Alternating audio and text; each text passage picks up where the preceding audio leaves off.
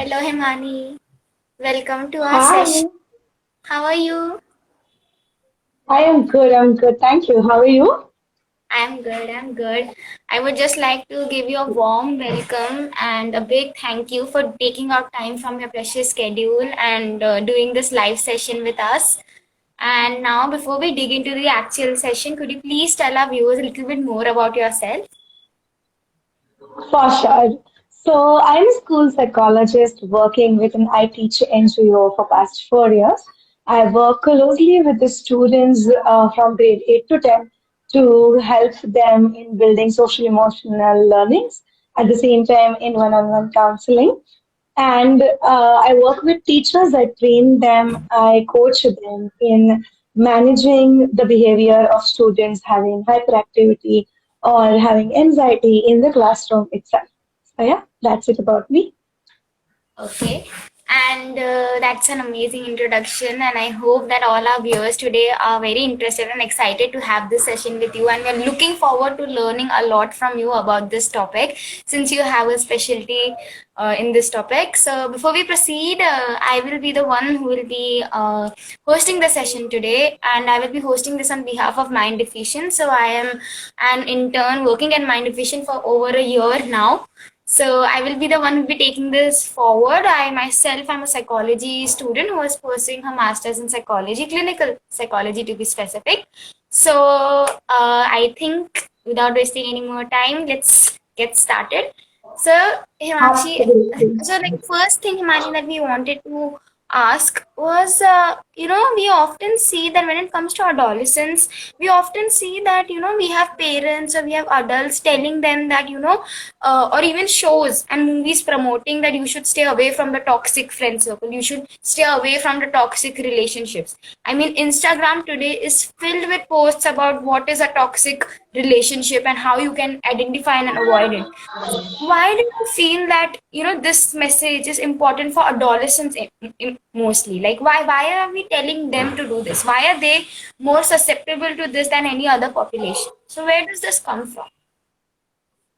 I think in Marathi we have a question which says, "Ami nakki lahan ka mothi," which translates, "Are we really young, small, or we are adult?" So adolescent is the period when the students are exploring or the children are exploring the adulthood. So we have this new term which is called young adult, where some of the part where society is telling them that, hey, now you are an adult, start taking the responsibility. And at the same time, some of the adults are still telling them, you know what, you're still financially not independent. So you are Yeah. still a young child. And that becomes a very much crucial point in any young adult's life to explore his or her own identity, which is then based on different factors. And hence, multiple times people end up telling young adults, this is the term I would like to use for adolescents, that choose your friends very wisely, choose the society in which you are going ahead very wisely, because they will help you shape who you are. Exactly. Yes. So, so Himani, when you were elaborating on like parents giving these advices as to choose your friends wisely and all. Now, studies have shown, and even I mean, you would have experienced this since you deal with adolescents on a daily basis, that they are in a certain rebellious age. We define the adolescent stage to be the rebellious phase of life, where peers' approval, their validation, and their opinion matters more than what your parents or your siblings or any adult feels. So in such a situation, even though your parents and adults come from a nice point of view, they're looking out for you and they tell you to avoid certain companies, I'm pretty sure that the adolescents tend to rebel towards it. So what is your take on it? How do you deal with the situation? I would actually say I still haven't cracked the code for it because every individual is different and every individual perspective around this is different. However, let's throw a little light on why this happens. I Yeah. think this is the time, as we mentioned, that young adults are still exploring, the adolescent students are still exploring who they are. That has impact on their own confidence levels, which then results into seeking validation. Yeah. which behavior is getting validated from which peers or which group of society, and which then actually leads to think about role models. I think we have heard about the term role models since school. People ask us, who's your role model? But Yeah. adolescent is the time when we actually could explore the term of role model and see who can be our role model. And that is Hmm. where the rebelliousness comes in the picture. Because when we particularly see the society around us, you mentioned Instagram or any social media platform right now, which is very easily accessible to young adults. They are still identifying who the role models are. So they see certain kind of behavior getting validated.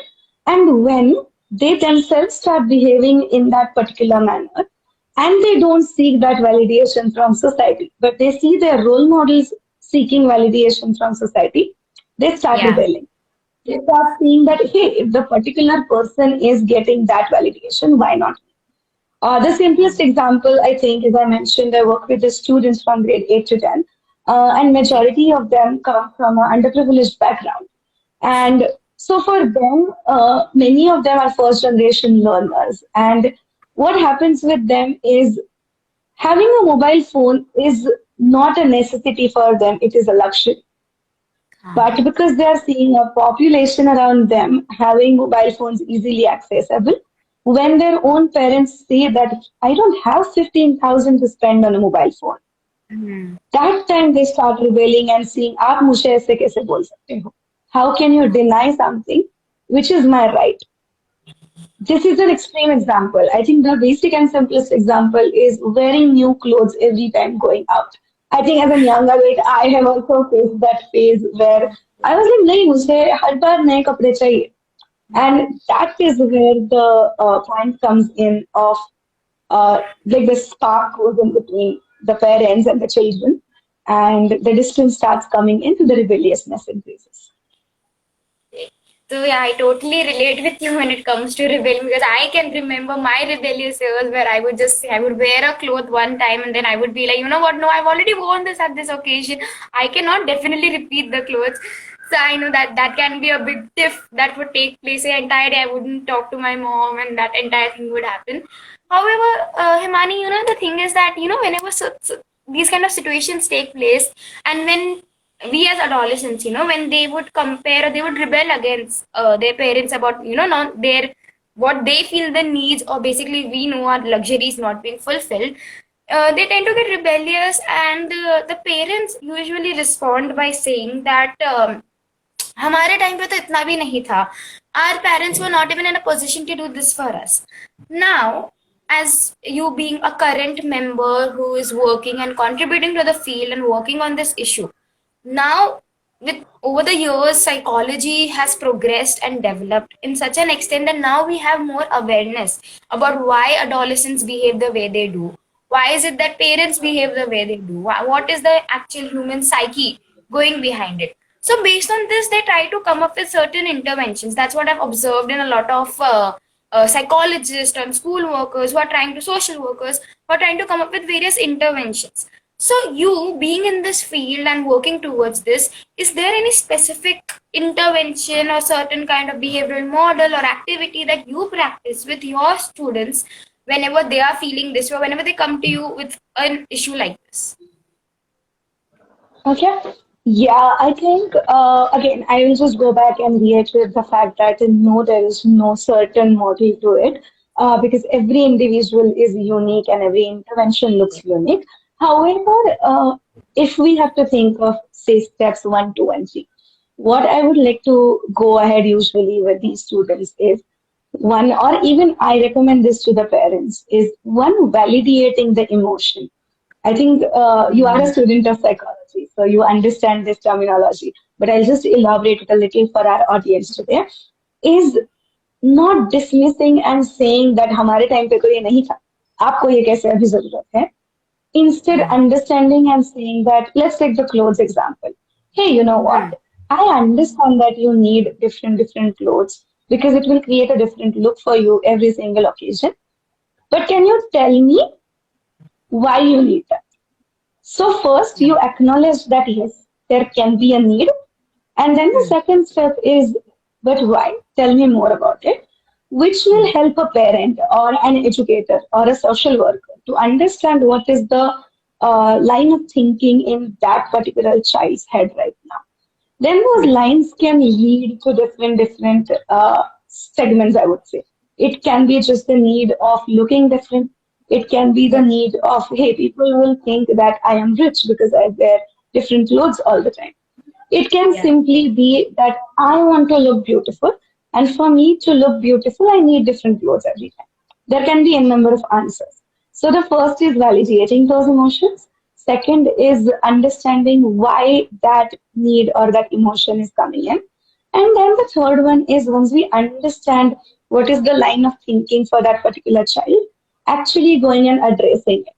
So if we say that, because that is where I come up with across the pieces that I want to look good because all my peers look good, they are rich, they have different clothes. Then the next question is, will your clothes only will make you look rich? If not, then what? So I think as the adult in the conversation, let it be parent, let it be social worker or the counselor, actually going ahead and breaking those thinking patterns for them further, which in the moment they are not able to do, and then helping them think properly through all those channels, and then coming back and closing the loop saying, if we have thought through this, if you think that after this conversation also you want to have new clothes because you Yeah. think your clothes define whether you are rich or not, then Hmm. tell me, do you still need new clothes? And what we have observed many a times is, I am not saying that they will accept immediately and say, नहीं नहीं अभी मुझे बिल्कुल नहीं चाहिए. I have accepted what you have said. It won't Once. happen. They will Yeah. Yeah. still be like, but however, they will understand why as a parent or as a social worker or a counselor, you are saying that there is no need to have new clothes every time. So that is actually a very nice approach, because many a times what happens with parents also, it's observed that if they bring in their child to therapy or to counseling or to any other kind of remedial program, they expect that the results will happen within the very first session. So this is a very important point that you have highlighted, that we don't directly jump into the issue, we gradually move towards it, trying to understand. And along the way, what I'm understanding is that you are sensitive towards the adolescents' need and understanding. You are not dismissing them off or telling them that stop showing this tantrum or like stop being so extravagant. I think you are trying to understand them and respect, or understand their side of the story as well. So that is, I think, is very important and very impressive to deal with. I'm sure handling such cases is not always so easy and would take a lot of cognitive efforts. But I think now the approach that you're utilizing, I'm pretty sure that that has a lot of nice outcomes. And I think that this is something that most of us who, our audience, if you are in this background, you're working in this field, and if you're wondering, if you're experiencing this issue yourself and you're wondering how to approach it, then I think there's something we can take away from Himanee's experience and try to use this approach in our own lives. Okay, so Himanee, going back to something that you had said earlier, you said that adolescents usually get very much influenced by the social models, their role models. They see the role models getting validation, they see them behave and act in a certain way. And from a student perspective, I know, and like we know that theoretically this is something called as modeling, which Albert Bandura had proposed. Now, yeah, so now what happens is that role models are influencing the adolescents. Along with this new issue is of excessive social media influence. Every child, as you said, that nowadays every child wants to have access to smartphones. So, having access to smartphones naturally makes them have a lot of access to the internet, and the internet, as we know, is filled with both positive as well as negative content out there. So there is a lot of studies, a lot of research is being done on how social media positively or negatively influences the adolescents and their body image, their self-esteem, the need for validation. So what would you comment on this? How social media is influencing our mentality today and the way we perceive ourselves? Okay. Wow, I think it's a altogether different topic for us to explore in a separate session. I'll try and summarize it here. Um, let's start with one is having access to it. I think today's young adults or adolescents are courageous to go and face the world outside, because for us, we never knew just 100 people around us in school or in classes and nothing outside that. For me, my time, my world was only around that. And I now think that I was lucky enough to have that very small world for myself. Now, with today's young adults, in one click, they can just go speak to any young adult or any adult outside, and it's very courageous to go and just speak or look for a stranger outside. So, keeping that in mind, I think what it comes down to, even before saying whether it is good or bad, I would just look at it from a very third angle and say it's a facility available right now. It is in our hand. How can we utilize it? We can definitely use it for our own benefit, or we can actually get carried away from that. I don't know if he's still here on a call or not, but Bankim Jha is one of my really good friend. He is there with us right now on this call. He used the social media platform since he was a teenager to blogging to spread the word for NCC, and now he is actually mentoring different young adults through his social media platform, through blogs, through uh, Instagram, through LinkedIn, through YouTube videos, to train young adults in NCC, to give them those opportunities which he never thought he could have through NCC. Now, that is one benefit which we can look at. When he started this page, he was also 16 or 17. So, in his teens, basically. Now, yes, of course, there are drawbacks as well as we speak, because again, it goes back to confidence level. Again, it goes back to how well one knows oneself and the validation. Many times, because the parents are not aware of how to deal with young adults, they end up dismissing the emotions as we spoke. And hence the media platform, social media platform becomes the place where young adults can post certain things and get that validation. What one needs to understand is the thin line between that is virtual. These people are not meeting us on day-to-day life, but they are just seeing what we are showing them. And that can become toxic. Not understanding the boundary between what is virtual, what is real, and to what extent we should go and rely on social media platform is the point where it starts getting a little toxic and a little, I would call it a red flag. Now, the example of that is very recently I was watching Inventing Anna is the new web series on Netflix. I am still exploring that. That was my first watch.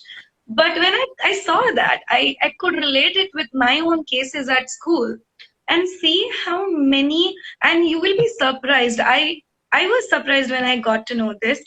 Many of the girls have, I mean, research shows this, but have come up to me and said, but दीदी मैं तो इतनी अच्छी नहीं दिखती ना, मतलब मैं कितना भी फिल्टर लगा दूं, मेरा रियल में तो फेस इतना अच्छा नहीं है ना, मैं आलिया भट्ट को देखती हूँ, उसके तो कितने अच्छे अच्छे कपड़े होते हैं.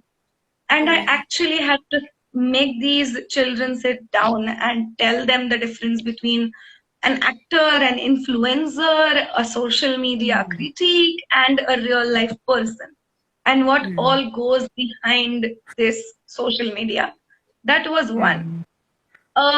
Unfortunately, the boys are not that vocal, or I would say the people who relate to themselves with a gender boy are still not emotionally vocal, and hence many of the students, like male students, came to me later this session and said, दीदी हमने कभी ये बोला नहीं था, but हमें भी लगता है कि six pack abs होना जरूरी है. And they are young adults. They are all in 8th grade and they are so lanky, so young. They're yet to build their body. And Yeah. then it stood me out, and it just I just started thinking around. Oh my God! In entire session, I only spoke about beauty, which was related to girls and not to the boys or gender boy. And again, it was a learning for me. But social media is actually pushing the boundaries of the beauty as well. And Hmm. the first thing which we see in an individual is the outer beauty. And Hmm. that is what majority of the young adults focuses also, because that is seen, that is validated. Anyone can Hmm. just quickly come in and say, hey, good earrings, or hey, Yeah. your top is really beautiful, yeah, your hair is looking very beautiful today, right? Yeah. But no one is coming in and saying that I actually like your voice, or I Hmm. actually like the way you're thinking, or such a kind heart you have. Hmm. All these compliments come in the picture when we communicate, but social Hmm. media is just the pictures which we want to people to see, or which we scroll and see, or the Yeah. comments. And that becomes a crucial part, and that is where, as an adult, I think what is important for us to go ahead and do is educate as many young adults as we can. Whenever we are seeing those, I think I have started doing this in our school. Whenever the child approaches me, and we spoke about role models, right? Because Yeah. all of us are such a young staff. Our school leader is of the age 30, so you can imagine how young our staff is. They come in and they start saying, didi kajal lagaya hai, अच्छे दिख रहे हो. We Yeah. acknowledge that, we say yes to it, and then we actually go ahead and say, uh, hey, you know what, XYZ, I really liked how you voiced out your opinion in the class. We have started Hmm. giving compliments based on their Yeah. behaviors and the approaches. And then we actually saw the shift. Then we saw the shift, and the students started coming to us and saying, Didi, I think you were a little nervous today while facilitating the STL class because the topic was difficult. But at the end, you made us feel very comfortable. And that was a report card for Beautiful us saying, improvement. this is what we want. Yeah, Yeah. this is amazing. I love how you highlighted. First of all, how you highlighted that we often see social media under the negative light, but there's also this positive factor that it's making us more confident in going out, putting ourselves out there, and approaching people out there. You're on LinkedIn and places where you haven't even met the other person, but you're still conversing with them and putting across your thoughts and opinions out on a social media platform. So I really like how you brought it down to the point that it's not good, it's not bad, it all depends on how you make use of it. And secondly, the compliment activity is beautiful because that actually made me reevaluate and introspect. Whenever I compliment, it's mostly centered around something physical, and very rarely do we think about complimenting someone on their behavior or certain other characteristics which are innate. So yeah, I think that's absolutely beautiful, and I wish that all our audience, and whoever uh, you know is part of the program that you are teaching, inculcates this quality, and that we all start to compliment each other on the behavioral basis as along with the physical aspects, and not just purely compliment others on the physical aspects. So that's a beautiful takeaway. So to conclude, Himanee, so we've talked about the social struggles, we've talked about what are the issues that the adolescents face, we have discussed how is it that the parents approach this issue, and how the child responds to the parents looking out for them. So, all in all, what would you, in your concluding statements, what would you suggest as an advice on how we can help an adolescent, or how they can build on a better mental health for themselves? Okay. I think I'll just divide this into two parts. So one, I will speak about how, as an adult, we can look at young adults and their mental well-being, and then I'll speak about how our young adults actually can look after themselves. Yeah. So for our adults in the audience, I would like to recommend that one, let's start looking at adolescents as young adults. They are the future of the society. So let's Hmm. not look at them and say, hey, abhi to aap chote ho. Let's actually Hmm. start listening to them more, and let's have a perspective of what can I learn from this young person who is about to enter the adulthood? Because I was surprised to see how many of my students are, they're able to do such a lateral thinking when I'm not even able to think about those things, just because they have that pure heart and they're coming in without the experience of the world and ego and anything. Hence, their opinions are so pure. So I learn a lot from them. So the first thing as an adult, whenever I enter the conversation, I ask the question of what can I learn from a young adult? That is one. The second one is, I think, many a times being an adult in the conversation, I tend to go and jump in giving the solution. And I need to stop myself and just be, how can I help this young adult think better and ask better questions, which will lead that individual to think even better going further? Doesn't matter if an adult is in the conversation or not. So basically, forming that thinking of asking questions, which will then help the young adult to take decisions on their own very soon and not depend on anyone else or anyone else's validation. These are the two things I would recommend adults in the conversation. One is just what can you learn from them. Second is how are we teaching them how to ask questions instead of giving the opinion which we have. And of course, for the young population here who are young adults or adolescents, I would like to say you have amazing brain, mind, body combination. You're still exploring yourselves. So don't restrict. Whatever it is which you feel about yourself is valid, is good. It's always good to go ahead and talk about these things with people. Understand yourself better before forming any kind of opinion. Let it be positive or negative. And second one is, no matter what, there will be times when you will feel like there is no one for me to listen to me or to understand me. Yes, it's true. I think, Anmita, you can also add in here that as a young adult, I felt that personally. Yeah, So, of course. So there will be times when you'll feel the same. However, just understand that the person who will take you ahead of this thought is only you. And hence at that point, just being very strong and saying that I am capable of handling this. I will not wait for anyone to come in the picture and solve problems for me. Instead, I will start looking for a solution around me. So one is believing in self no matter what.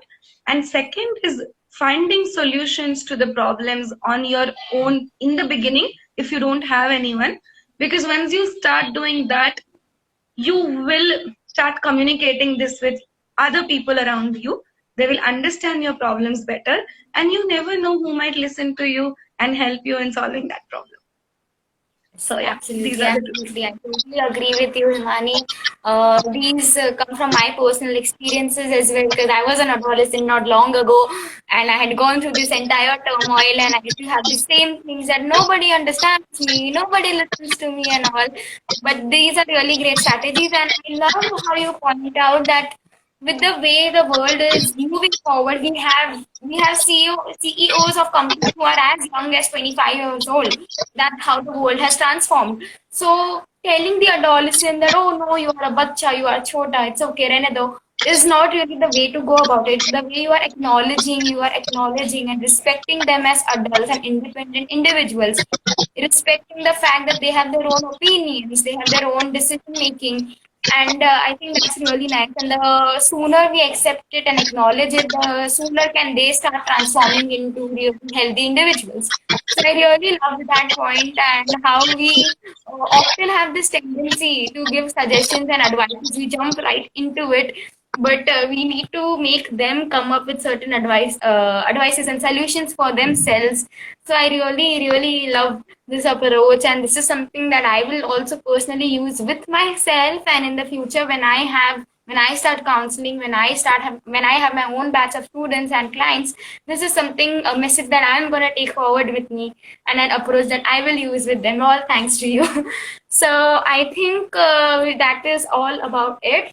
Before we conclude this session, do we have any questions? Audience, if there are any questions, please send it out to the comment section and we shall address it. We will give you like 2 minutes for the question and answer, so you can go ahead and post your questions. Let's just wait for us for some time if we get any questions. We have several comments. We have people saying rightly expressed. Great session. Okay. All right. I don't think there are any questions as such. I think you were so good at explaining this entire concept to even a novice in the field of psychology would be able to understand and relate to it. That's the more important thing, that to be able to relate to something that you're putting out there is very important. So this was an amazing session. Himanee, it was a pleasure having this session with you, and thank you so much for taking out time from your schedule to have this talk with us and enlightening us with so many insightful informations and experiences that you've had in real life. And we hope to see you soon and have future sessions with you because there's so much to learn from you. Thank you so much, Anmita and Magnificent. It is always a pleasure to collaborate with you, and especially you, Anmita. It was really good talking to you. Thank you so much. Thank you, Himanee. Have a nice day. Stay safe. Bye bye. You too. Bye bye.